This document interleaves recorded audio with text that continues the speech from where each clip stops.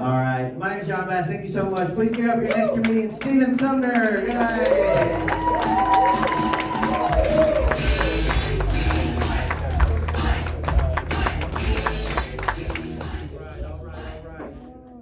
How many of you are excited to be here tonight?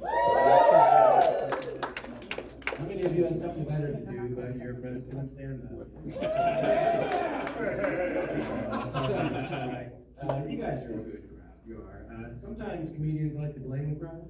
They feel like it was a bad crowd. You know? I'm like, I don't know, man. Everybody else did pretty good. I think that was just. Oh man, that's too much. And it's a great crowd. In fact, my parents are. They're not here. I don't know what you guys are. No, they're supportive, but at a distance. You know what no parent tells you when they tell you their 35-year-old son is doing stand-up? So proud of him. I feel like there's a double standard when it comes to stand-up comedy. You know what I mean? My wife and I, we had kids young, and then in our 30s, my wife decided to go back to school. And if a girl goes back to school in her 30s, you call her supermom. That's what you call her. But if a guy has kids young and then in his 30s he does stand-up, you call him a fucking loser. I don't know what my parents imagined for me, but I'm guessing it wasn't fat, bearded joke teller. You know what I'm saying? That's okay. I've disappointed my parents in other ways too. I love stand-up. Stand-up makes me feel like Jesus because his family didn't believe in him either.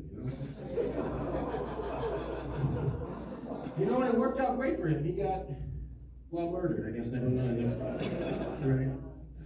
I like that joke because I think I look like Jesus if his mother wasn't a virgin.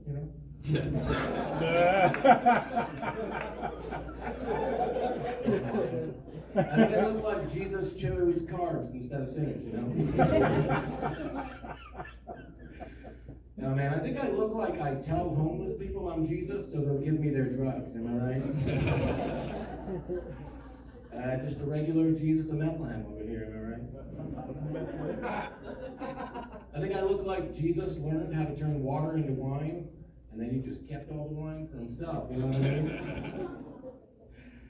Oh man, I think I've squeezed all the juice out of that orange. No, my wife actually gave me one more. She did. My wife added this. Don't tell her. I don't want to give it credit. My wife said, "You look like you played Jesus in a live nativity scene, but only because it helps your community service hours." You know what I mean? Yeah, I guess that's what I look like. It's fair. I don't know what your holiday traditions are. We all have our own. I had one fun holiday tradition growing up. My dad, he would surprise us every year. We never knew when it was coming. It was going to be opening presents, maybe in the middle of Christmas dinner, maybe during dessert. But at some point, he was going to get irrationally upset and leave over something. It was just his Christmas gift to us. And it'd be something totally normal, like, well, if Tara's playing the flute, I'm out of here. Yeah, Tara plays the flute every day. It almost seems like you don't want to be here. You know what I mean?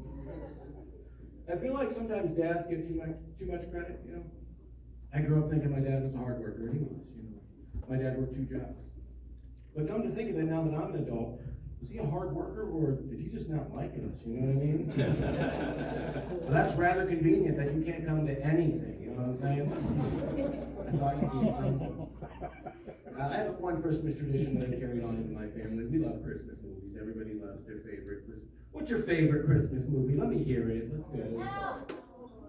Home Alone. Oh, good. I'll tell you my favorite Christmas movie. It's a Wonderful Life. Yeah, that's a banger right there. I love that movie. It reminds me of my childhood. If you guys don't know the plot of It's a Wonderful Life, I'll tell you, it's 8 years old. That's okay. George Bailey, just a good old American man, has a family. He has a job. It goes well. He has a house. He's fixing it up. Things are going great. And then one day, all of a sudden, things aren't going so great. Old George Bailey's at a crossroads. Mr. Potter's not being good to him. He doesn't know what to do, Finally, George is at his wit's end. And every parent can identify. We've all been there, Old George goes to a bridge over an icy river, and he thinks about his life and whether his life has meaning. And George ends up in the icy river with his guardian angel Clarence. You know what I mean? And then George has a come-to-Jesus moment. He changes his life, he goes home, and he's a happy man to his kids. He realizes my life has meaning, you know what I mean? And that movie is just like my childhood. Except my dad never jumped in an icy river and came home changed. He just stayed an asshole the whole movie. We kept waiting every year, suggesting it possibly. Dad, you should go for a walk and clear your head. There's a bridge with an icy river.